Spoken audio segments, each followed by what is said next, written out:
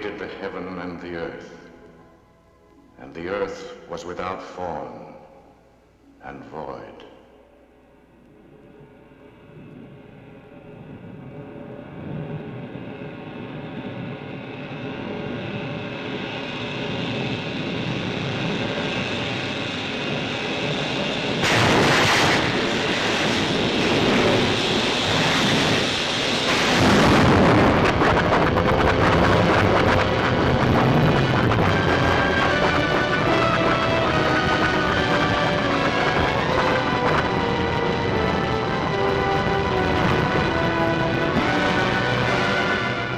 And the fiery, quaking, rocking earth was without form and void.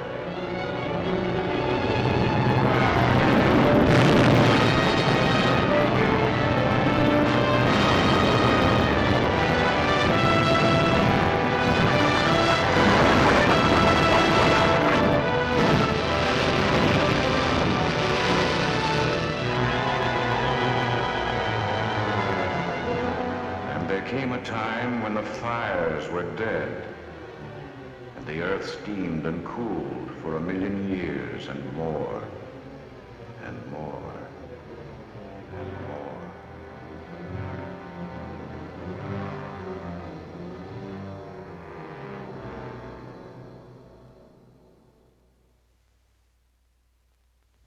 And then silence fell upon the world.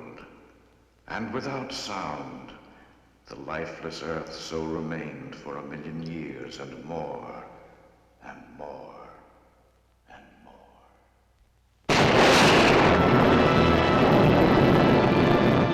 And the first rain began to fall, and it rained for a day, a month, a year, a century. And no man can truly say that it did not rain for 500 years, for no man was there to see.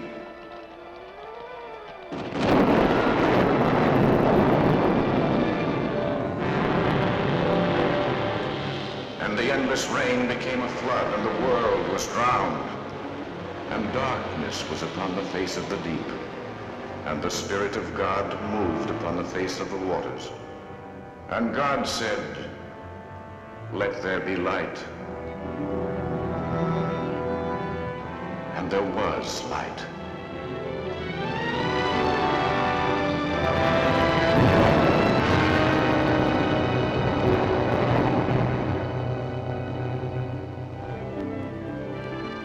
This, then, is the sea around us, born of the rain, cradled in the deep, guided by the moon.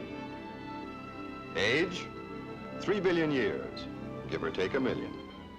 Color, blue, gold, red, green, black, white. Temperament, gentle, soothing, wild and violent. Dimensions, 361 million square kilometers in area, covering 71% of the entire Earth, more than 7 miles at its deepest known point. Composition, wet, bitter, 35 parts salt to 1,000 parts water. Inhabitants, only partly known, and ranging from the most minute of microscopic life to the largest creature that ever lived, the giant whale.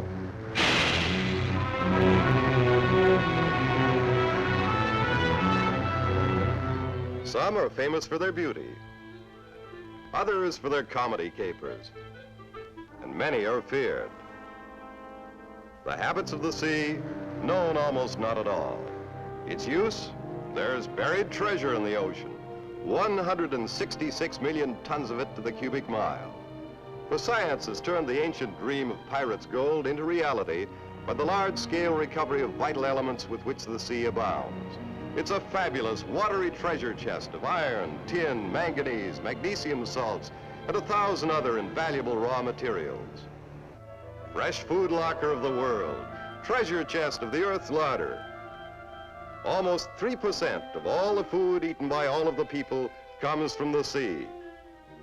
Man's first venture against the sea was part of his never-ending search for food. The harvest of the waters is in almost continuous season and mostly without failure. In addition, the sea provides food for its own. This floating snowfall beneath the ocean's surface is called plankton, the basic nourishment of all the creatures of all the seas. On its endless surface, it's the highway of the trade winds. It's the boundless, ever-busy road to an ever-bettering world. This ancient Jolly Roger, the frightening flag of the marauding pirate, has long since been replaced by the friendly flag, pennants and insignia from all the ports of call seeking to trade and be traded with. These mighty ships provide the great sea link and the human adventure. They bind the barterers of the seven seas. These are the salesmen of the world, selling and trading their wares on every shore. And off every shore, it long since has become the playground of the adventurous, the happy new frontier of the sports-minded, a watery wonderland of fun, the wild, wonderful outdoor arena of new and exciting thrills, the everlasting haven of the tired, the avenue to escape, the royal road to romance, a place of peace. This is the sea around us. These, then, are the facts of the sea. But the sea promises more than fact. In the world of storybook, song, and fantasy, the sea is a special kind of hero. There's Billy Bones and Captain Kidd and Jules Verne's world of fantasy. There's the stirring of mysterious, ancient, salty ties in men's souls. And then there's the daring do of history's heroes who found and fought over strange, new, wild, watery highways. There's Columbus and Cabot, and Ponce de Leon, Balboa, Magellan, Amerigo Vespucci, Nelson and Drake. From John Paul Jones and Admiral Farragut to the fighting men of the modern navies.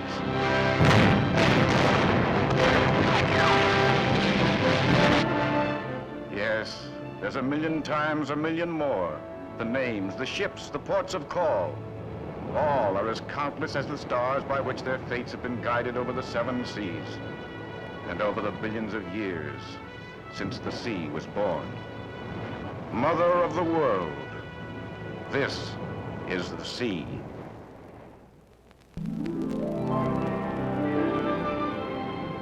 Beneath the great rolling sea, the watery world is one without sunshine or seasons of the year. A mysterious, changing, yet changeless world. A world we know less about than we do about the surface of the moon. Only since the invention of the microscope has science been able to probe a part of this world, the smallest, the most fantastic of life beneath the sea. This is the miracle of life. This is the microscopic world beneath the sea. Here in the smallest of worlds are countless billions of living things, and all smaller than the eye can see. This is a diatom. These are tiny crustaceans, busy in a busy world smaller than a drop of water, and spending most of their time eating the diatoms you just saw. Here, life is complete. Birth, reproduction, death. Here now is proof of God in all his glory. This is a microscopic creature, not yet born. This is an egg in which the first stirrings of life have just begun. And this is the heart within the egg, and so small it would take 5,000 to crowd the head of a pin. This is a young marine worm. If it grows older, and there is always doubt of that beneath the sea, it will move from the surface to the ocean floor and stay there until its time runs out. For death is even more certain, and surely sooner than on land. All action in this, the littlest of the Lilliputian worlds, is at madcap speed. All movement is motivated by the desire to eat or not to be eaten. These flower-like objects are actually animals, not plants. These are the babies of the nudibranch family. The vibrating hair create microscopic whirlpools, which in turn trap food. When the nudibranch grows older, the adult will take on a completely altered appearance. Here are the jewels of the sea. These are the multicolored diatoms. Their patterns would be the pride of the finest craftsmen, and there are no two alike. This is a hydroid with a long Greek name meaning club, and the club it carries is as deadly as that of any Greek warrior. Those beautifully fashioned fan-like tentacles carry a sting as poisonous to its victims as that of a cobra. This is a jellyfish, with the likes of which few men have ever seen before. Science calls it a hydroid medusa, and science knows of few stranger creatures. This jellyfish looks nothing like its parents and nothing like its children, but is rather identical to both its grandparents and its grandchildren. For example, these plant-like objects are the newborn young of the purple, pulsating creature you just saw. In short, every other generation is alike. Each succeeding generation is different. No creature of this fantastic scene has more right to the title of high priest than does this ever-praying ghost shrimp called Caprilla. Marine biologists are not too certain of the reasons for Caprilla's gyrations, but they are reasonably sure it has to do with the ever-active arts of wooing and eating.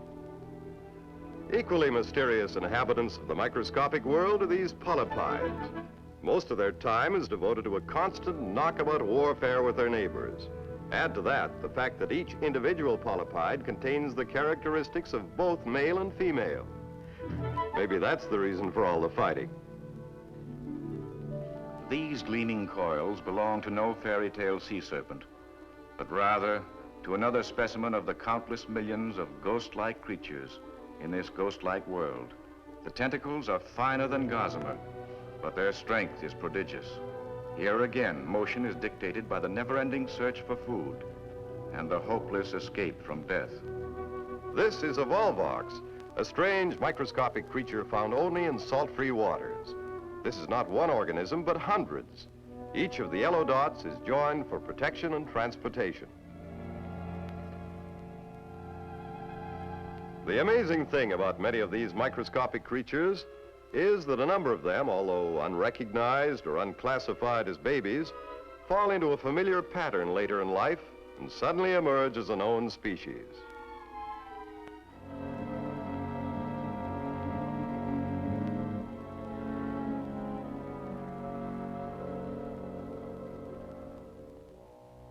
Here, in its most gruesome realism, the silent battle of survival rages in a pinpoint world. Here again, in the salt-free rivers, the smallest of warriors do battle with each other. A green hydra has attacked a nade worm and now attempts to swallow it whole. Desperately, the nade battles to avoid the inevitable, and just as desperately, the green hydra clings to the nade. Kill or be killed is the creed of these miniature warriors.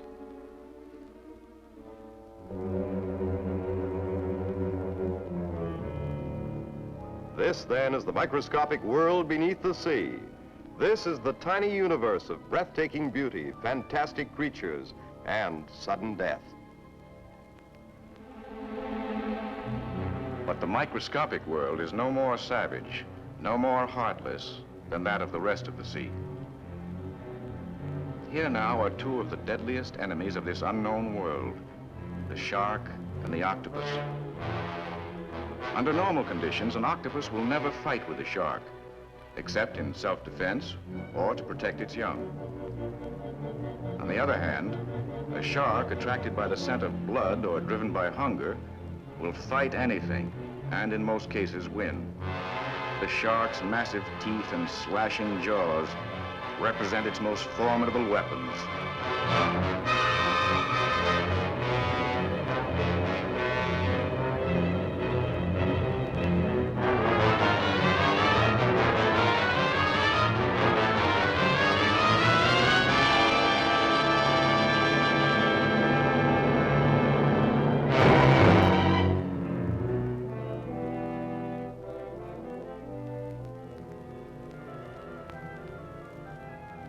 In the calm that follows violence, there is beauty and peace beneath the sea.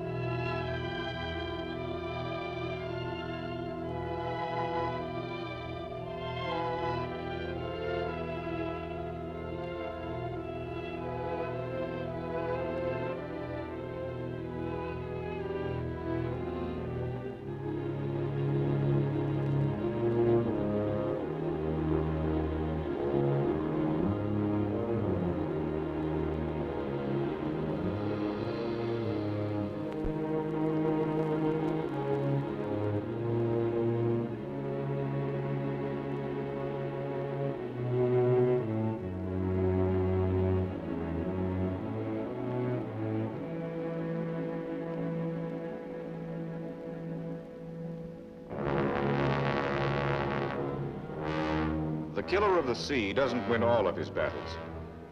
It's not always a test of brute strength. Man is now his adversary. This is one time the fight will not end in death. Off the Florida coast, sharks are often trapped by this method of doped, baited hooks, which causes them to temporarily lapse into unconsciousness until such time as they can be brought to shore and dumped into gigantic tanks at Marineland for public showing. Once they are dropped into the tanks, the job of reviving them is turned over to a shark walker. By keeping them in constant motion, despite their unconscious state, oxygen is forced through their gills and they are gradually revived. The occupation of shark walker is not overpopulated. There are no statistics available, but it would seem likely that walking a shark was one of the less popular outdoor sports. When that shark starts breathing properly, the man directing underwater traffic will suddenly sprout wings. The shark is expected to show no gratitude for being revived and seldom does. Come on, Eddie, pull him in a little.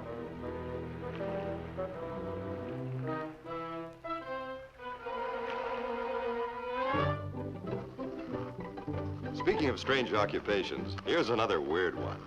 This fellow is a crab herder. And here's the herd. This may be a far cry from the American cowboy, but experience over a long period of years has shown that wahoo on a sandy beach is as effective as on any cattle range. These are the famous fiddler crabs, sweet delicacy of the undersea monster. And this is the way they herd them.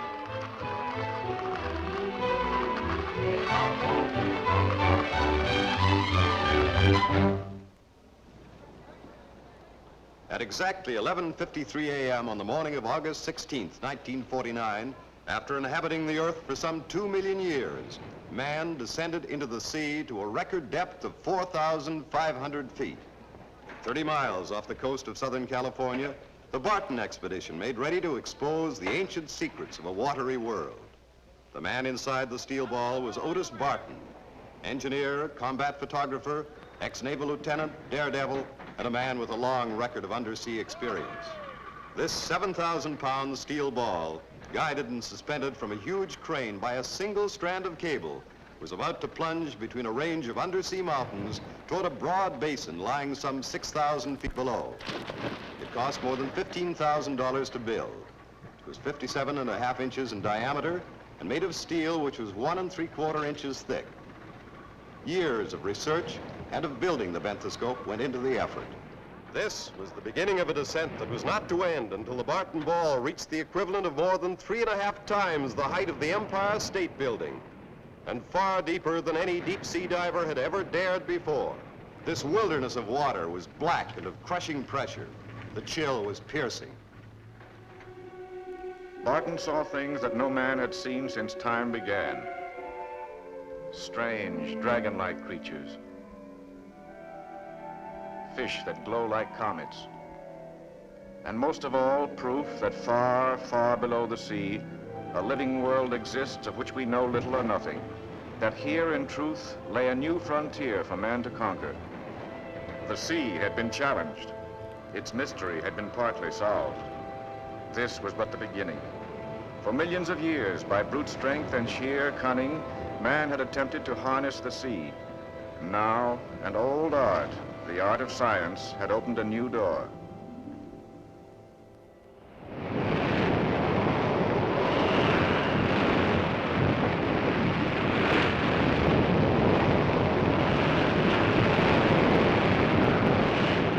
A wild storm in an open sea is a fearsome thing, and one of the most frightening devised by nature. The unfurled fury of a watery wilderness and the roaring chorus of its disturbed ghosts blend to make it a scene of terror. No storm at sea is possible without the great winds that sweep across its endless surface. For almost all waves are caused by air currents, with very few exceptions. This is one of the exceptions.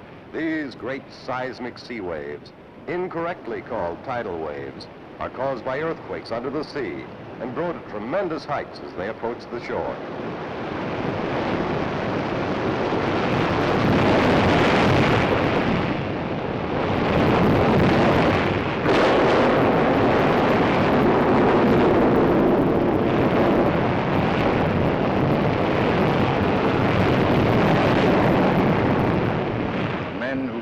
the sea in ships go for many reasons. And for almost as many reasons, not all of them return safely. For the sea can be a wild thing and will be mastered by no man. For all its gentleness and all its wonders, and despite the good uses to which man has put it, the sea is a moody thing and unpredictable. Suddenly and savagely, she will turn on man and ship as though to cry out, so that all may hear that she is the mistress and that man had best tread lightly upon her. Men in a wild sea are blind things.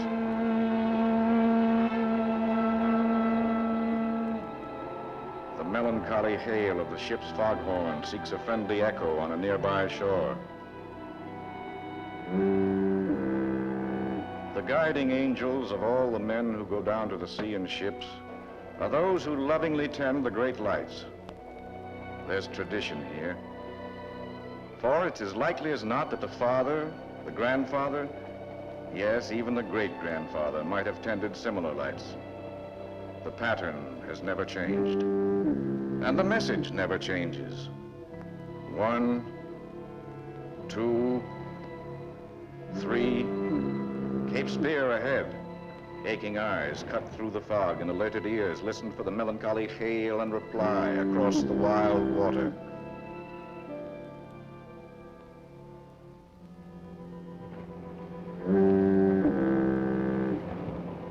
And so it is off all the coasts, on all the seas, over all the world. 10,000 lights guiding 1,000,000 ships through perilous journeys to the haven and safety of friendly harbors. The world beneath the sea is a new frontier for sportsmen. Here, great game, still unknown to the man with rod and reel, lurks and hides in the chilly depths. The aqualung, the snorkel, the underwater spear, and swim flippers have, in combination, given man the agility, the breathing equipment, and the striking power of even the fiercest of the underwater monsters.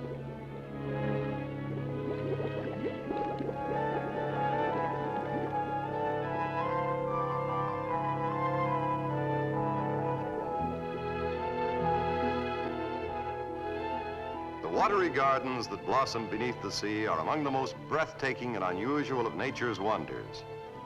In the Mexican Sea, off the Coronados, the underwater explorer makes his way through the jungles of the ocean.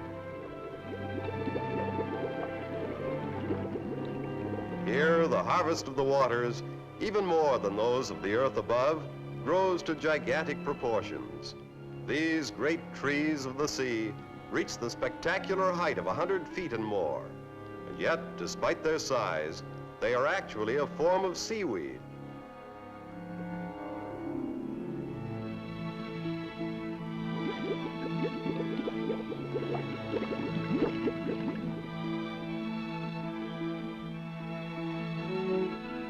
That flat-faced fellow with the glowing grin is a sheephead fish. His teeth are huge, white, and similar to that of a human. Here now is the giant dreaded Medusa, 20 feet long, jelly-like in substance, and poisonous to the touch.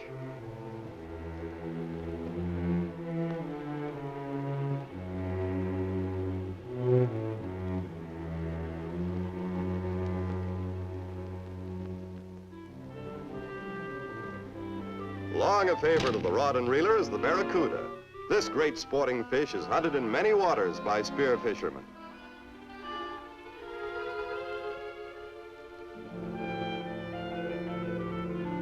This is a sport not intended for the faint of heart. Here, the great manta ray appears to be in a playful mood. This should not be mistaken for friendliness, for the manta, when aroused, is among the more dangerous of all the undersea game. Armed with his underwater spear, man pursues the giant. This is one of the most dangerous of sports. Unless the man's first shot is true, he runs the risk of a watery death. For this ghost-like creature that seems to fly through the sea is a dreadful adversary. The hunter votes against trying his one shot. Here, caution is the better part of valor.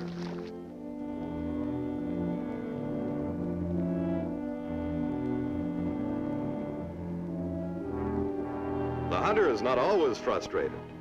Equally as deadly and twice as cunning as the manta is the vicious moray eel. If in all the seas there's a creature hated more than the shark by fish and fishermen alike, it's the moray eel. His deadly jaws and slashing fangs have won him the respect of those he hunts, as well as those that hunt him. All the fury of the sea explodes in this snake-like killer. The jaws snap, the tail thrashes, the hate becomes a living thing. New danger. The killer shark is attracted by the blood. The knife is used at close quarters. This is the most dangerous minute of all. A lunge, a vice-like grip of the throat, and a man could choke, bleed, and drown in half a minute. The lust for blood grows stronger.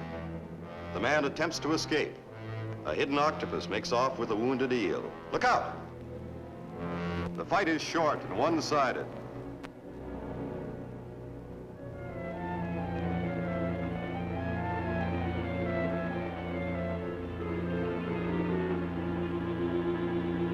The octopus comes in many sizes and colors and may be found in most of the seas throughout the world. The misconception that this 8-armed creature is slow-moving has long been discarded. Its swimming ability gives the impression of being jet-propelled. Of course, it doesn't always know where it's going. This is a little edition of the ocean-going giant, but it'll give a good account of itself pound for pound. In addition to the smokescreen device of squirting inky fluid, it also enjoys the rare knack of changing color to blend with its background. This ability to camouflage itself in time of danger has never been too well explained, or for that matter, too well understood. This we do know. Due to some strange physical quirk, the pigment of their skin appears to make a sudden change, blending with whatever color they hide against. If you watch carefully, you'll see the texture of the skin blend from one hue to another. Killer or victim, nature decrees that the species continue, and nature decides in what number. Many are born, but as always, few survive. These innocent, cute-looking little fellows will grow up to be as deadly and as vicious as their parents. The underwater sportsman is truly a pioneer of a new frontier. Every dive opens a new road of adventure, sometimes serious, sometimes funny. For example, the expression "full of hot air" is complimentary nowhere in the world except under the sea. Here it could be used as an actual description. This is a porcupine fish. His first line of defense is hot air. He blows himself up to proportions calculated to exceed the swallowing ability of most larger fish. Add to that his spiny, poisonous surface, and he makes somewhat less than a palatable swallow.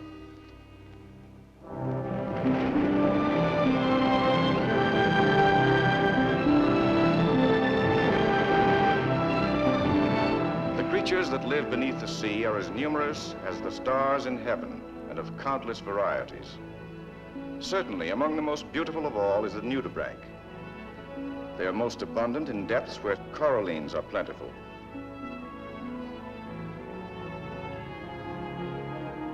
Nudibranch are also found at shallow depths, or even between tide marks. Although they're of one family, they rarely resemble each other. Their shapes vary almost as much as their variety of colors. Some of these startling creatures have been brought up from great depths. Others attach themselves to floating seaweed and spend their lives in the open sea. In some instances, their camouflage is little short of miraculous. For example, this flower-like creature spends all of its life tricking others into believing that it's a flower, not a likely meal. Here again, nature compensates for the sudden death ever present beneath the sea. Some nudibranch are known to lay as many as 60,000 eggs at one time. Beauty and the beast are combined in this one. Camouflage is carried to a high extreme in this nudibranch, which looks like colorful ocean vegetation. The nudibranch's mode of locomotion is varied. They walk, they swim, they slide, and they climb. Here's the last and one of the most beautiful of all the nudibranch.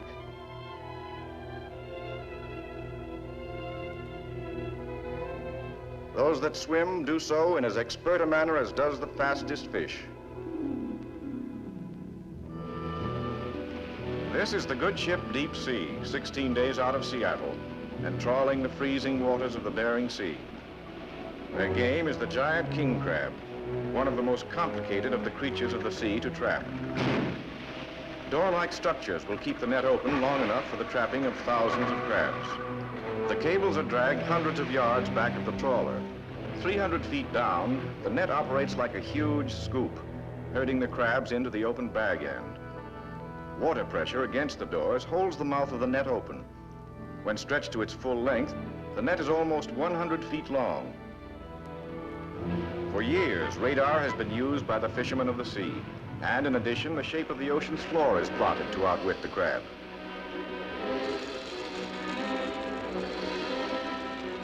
The doors are now made secure. The after wing breaks the water. The average commercially used male crab weighs 14 pounds, has a leg spread of 50 inches, and is 12 years old.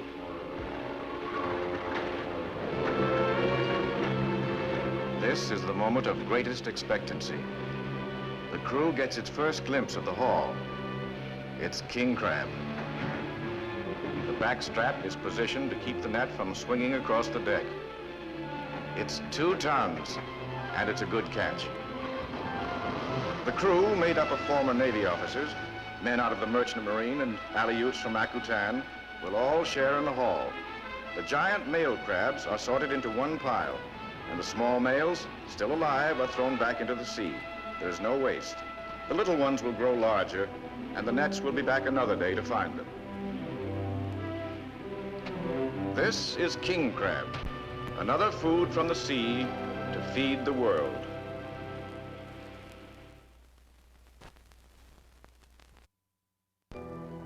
These are the blue waters of Tarpon Springs along the Florida coast. This is a sponge boat setting out in search of the elusive hog. The scene is almost an exact duplicate of the olden days of Homer. Instead of this modern diving suit, a marble weight and a long breath was the total equipment. In those days, the great fertile undersea plains between Turkey and Greece were the world's prime source. It was not until 1870 that the great Gulf of Mexico was found to be literally alive with sponges. Since that time, the great fleets out of Tarpon Springs have been operating almost continuously. This, then, is a typical operation, and not without fearful danger. The sponge diver is actually an underwater farmer. His harvest is sponge, his implement a short-pronged rake. What happened to that shark? A big hull will run into thousands of pounds of sponges. The divers work quickly since they all share on the profits. The more sponges, the more money. A diver may stay below for as long as 2 hours. Little or no time is lost in delivering cargo to the deck above. Once hauled aboard, these fiber skeletons will be scraped and dried.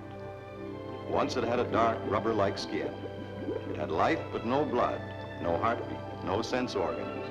There was only the power to absorb food, grow, and reproduce. No one knows who found the first sponge in the Gulf of Mexico, nor how long these great sponge reefs had lain unmolested.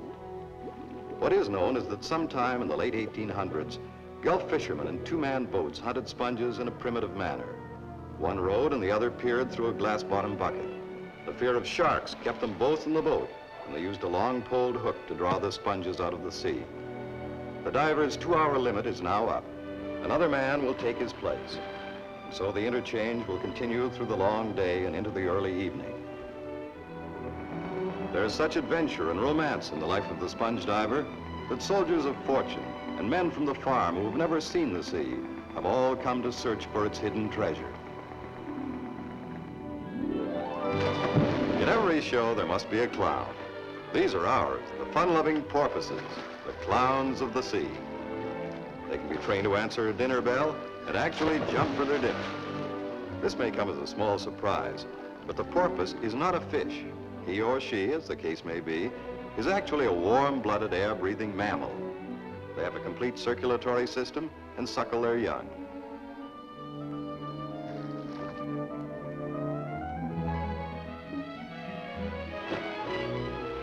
Strangest of all is the fact that the porpoise, which isn't a fish, is one of the fastest swimmers in the sea. They've actually been clocked racing along at more than 30 miles an hour. Out of this great speed comes their prime source of defense, either escape in the other direction or ramming their attackers head on. A full-grown porpoise measures about 5.5 feet and can usually be found along the coast rather than the open sea.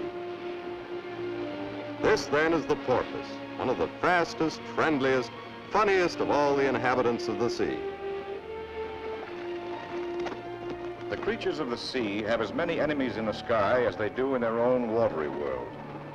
Keen of eye, swift of flight, the winged marauders of the heavens wage the ageless, one-sided battle.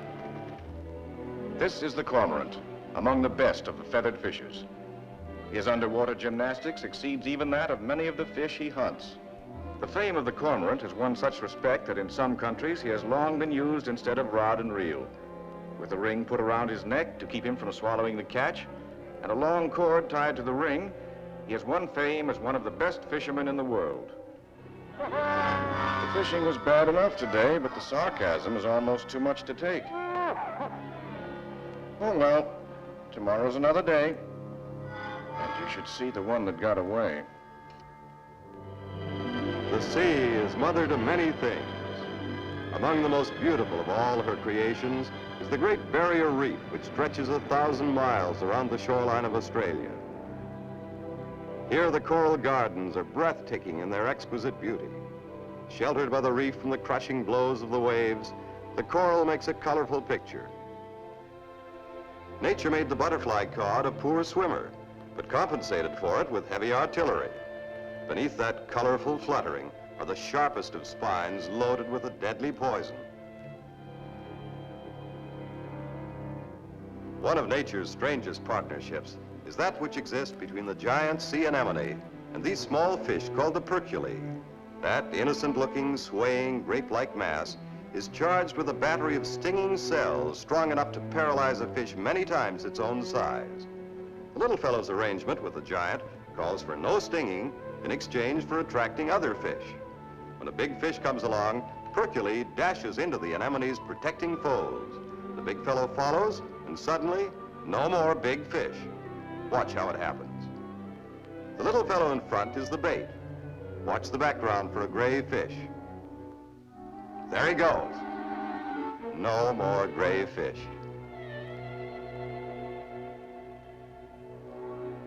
Similar to the giant sea anemone's protectiveness, but strictly a one-sided arrangement, is that enjoyed by the goldfish in relation to the sea urchin. By darting within the protecting barricade of these long spines, the goldfish is less likely to become a passing meal for larger fish. Here's another one-sided partnership. This is a suckerfish. Nature showed its sense of humor when it doled out a special ability to this fellow. Despite the fact that it's a good swimmer, it has a suction apparatus which it uses to get free rides on other fish. Here's the way it works. A passing barracuda unwillingly takes on a non-paying passenger. Presto, changeo. The suckerfish sprouts wings. Who's the sucker now? One of the most fantastic fishes is the Pacific gurnard. Now, as everybody knows, fishes are supposed to swim. But this fellow would hardly settle for just that. He not only walks along the bottom of the sea, but using those wide fins, actually flies through the air for short distances. When doesn't a worm look like a worm? This beauty is the undersea variety, which you'll never find in your backyard. This fellow doesn't swim at all. He just snaps his way through life. He's a member of the shellfish family called the lima. The housing shortage is no problem to our hermit crab. Nature provided him with an unprotected, tender tail and sensitive skin. As a result, the hermit uses the empty shell of a dead univalve for his home. As he grows larger, he simply moves out and looks for roomier quarters. Camouflage is no modern art form. If you look carefully, you'll see a white flounder lying perfectly still, and thereby perfectly hidden on this white rock. The rockfish has no aspirations to beauty. He also blends into his hideaway, attacking without warning and staying hidden against attack.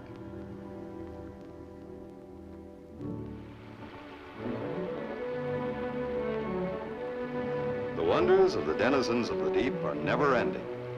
This is a school of salmon making the long journey home.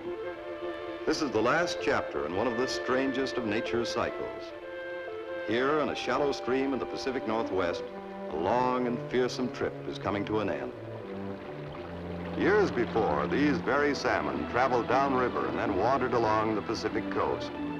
Now, guided by mysterious instincts of which we know little, they retrace hundreds of miles through a maze of the most difficult of obstacles to their birthplace, where they spawn and then peacefully die.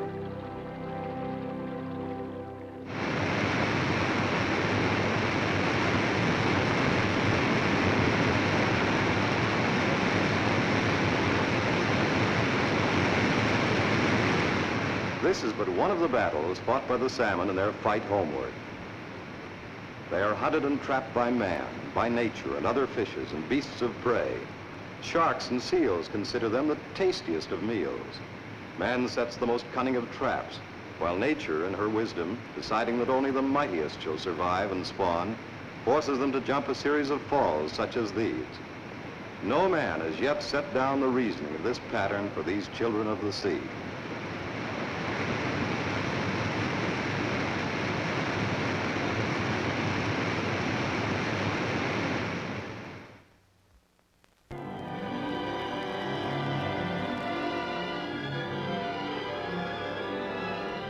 The sea has many children.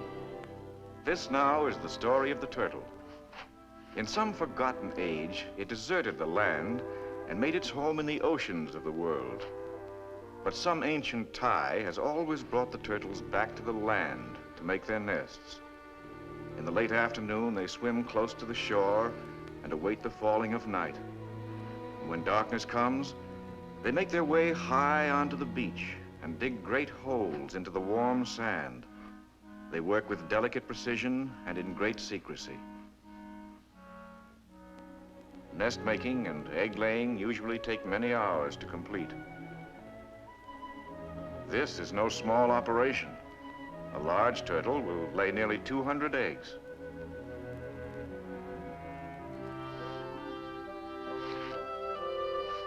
Weary beyond belief, she fights exhaustion in order to complete the camouflage of hiding the nest. She rakes and smooths the sand and covers it with tiny bits of debris. Before the night is out, her work is done. Now she returns to the ocean, leaving the future of the eggs to the sun and the sand. 9 weeks later, the sun and the sand having done their work well, the baby turtles are ready to make their debut. Hatching time varies. The less heat, the longer the period of incubation. The hotter, the shorter. The miracle of heredity now unfolds. Although the sea is out of sight and no one sets their course, instinctively and without hesitation, they scramble in the right direction. This is but the start of a long voyage. Should it be successful, these little fellows, now no bigger than your smallest finger, will one day weigh as much as 300 pounds, and with luck, will live 200 years or more. But the mortality rate is high. Of a total of 200 eggs, possibly 10 or less of the baby turtles will grow to maturity. Here's the first of 100 reasons why, the deadly seagull. Those that make the sea will be setting out on a dangerous 3-year voyage. It will take that long for their shells to grow to a size not palatable to even the largest of fish. Most of them won't live beyond the day of their birth. And the sea welcomes the others not too kindly. Some never make the sea. Some are more lucky. Those of the turtles that have safely reached the sea now face the dangers of their ancient home. Each new challenge will cut their numbers down, but those that live will start the cycle anew.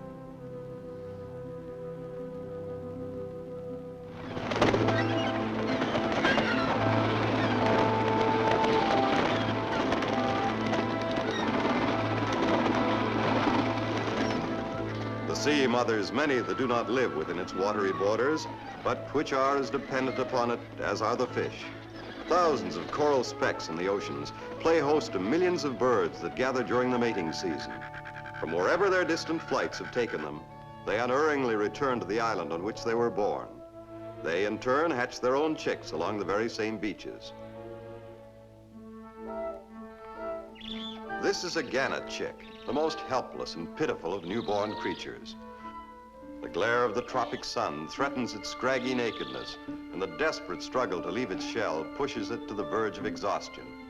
But this ugly duckling will one day grow strong and beautiful, and its long flight will be a wonder to behold.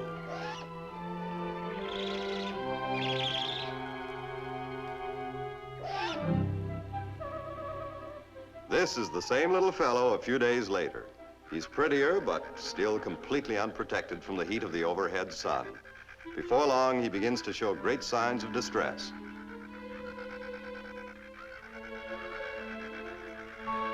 Mother, as always, knows best. Throughout the heat of the day, the mother gannet uses her own body to shield the baby chick from the sun. Sometimes mother gets absorbed in seeing what the ladybirds next door are wearing and forgets the job at hand. The baby bird soon reminds her of her first duty.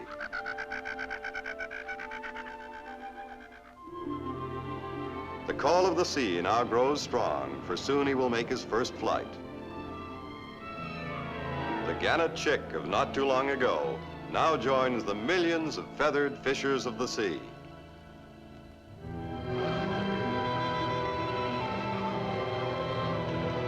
The great Alaskan seal is certainly among the most unusual of all living things that look to the sea for life.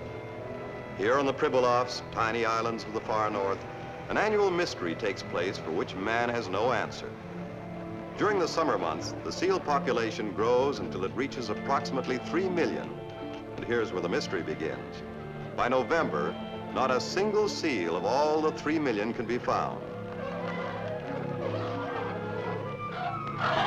The very young of all breeds share the lack of fear of all things. Here, the business of playing is most important.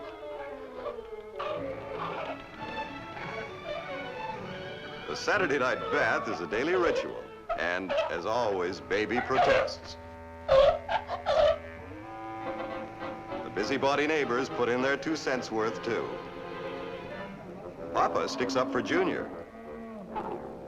Baby says, "You tell him, Pop."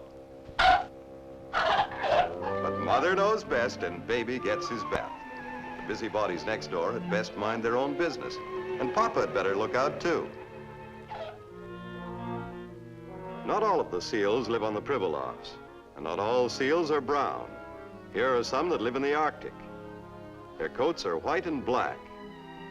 The Arctic baby seal is small, all white, and will stay that way for almost a month before it starts turning dark. Like most babies, he's always hungry. These big fellows aren't overly friendly and hardly on the playful side. As for baby, the love of the free sea is not passed on to the young.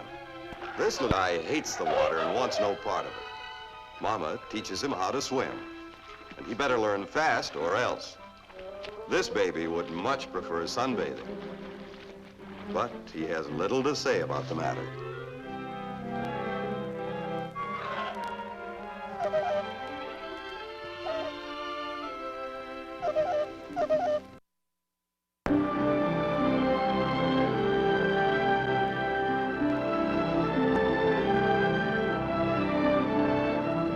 The ghost of Moby Dick still wanders aimlessly through all of the waters of all of the world. The ancient cry of "Whale ahoy!" still rings across the open sea. Since the beginning of recorded time, no hunt has fired the imagination as much as whaling. The whale is the biggest creature the world has ever known. It's at least 3 times as large as the biggest of all dinosaurs and is tremendously difficult to kill.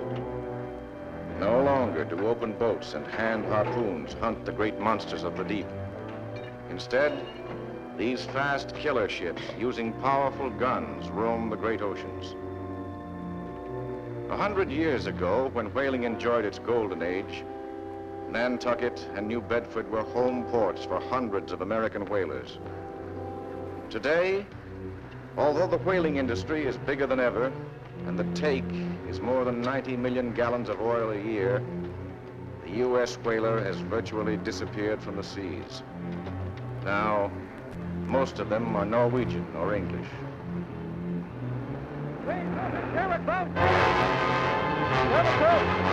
Give her hand.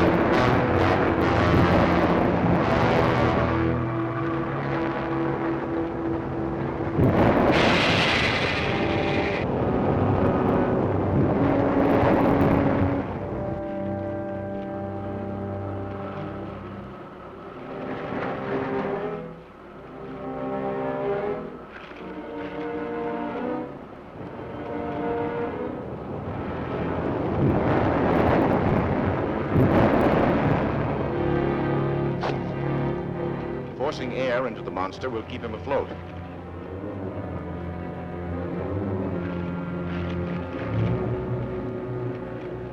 It's the captain's job to plunge the airline spear into the carcass.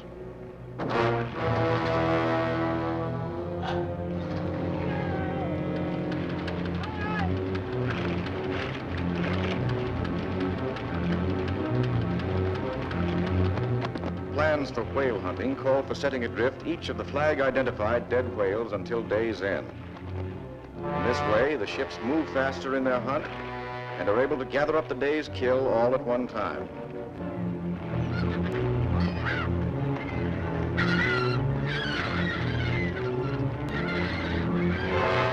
Trouble ahead.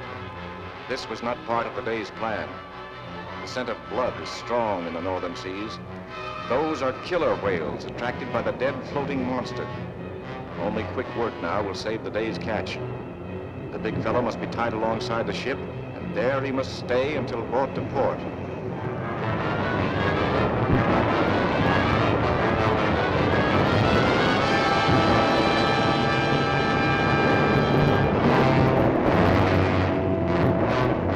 The northern waters can be rough and dangerous, and sudden storms on calm seas are not unusual.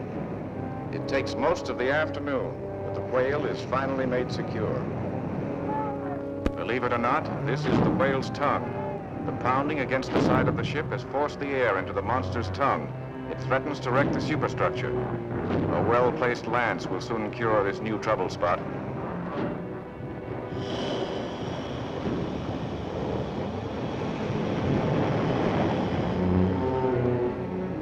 And so the men who go down to the sea in ships to hunt the biggest game of which the sea boasts are happy men. For the catch is big, and there is enough for all.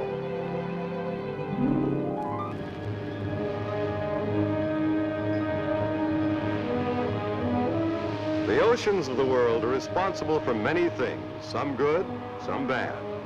Very possibly the most interesting of all is the proof that the sea dominates the world's climate.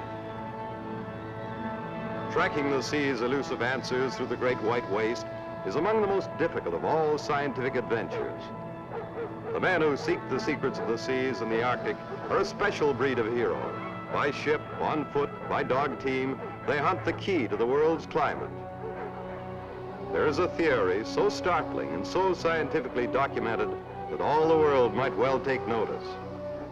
The theory is that here in the Arctic waste, buried beneath 1 billion tons of frozen sea, hides an astonishing secret. If all the ice in all the world continues to melt, the levels of all the seas will rise 100 feet or more, and the great coastal cities of all the world might well be drowned.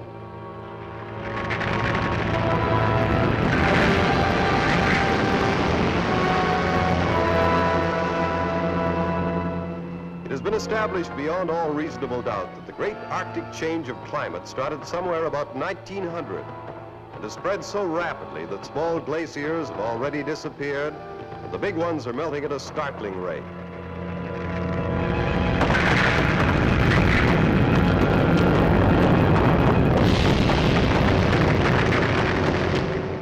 Man, with all the science of the past at his command, now knows that the melting of all these glaciers, coupled with the drastic upheaval of the land masses of the globe, might one day drown more than half the Earth.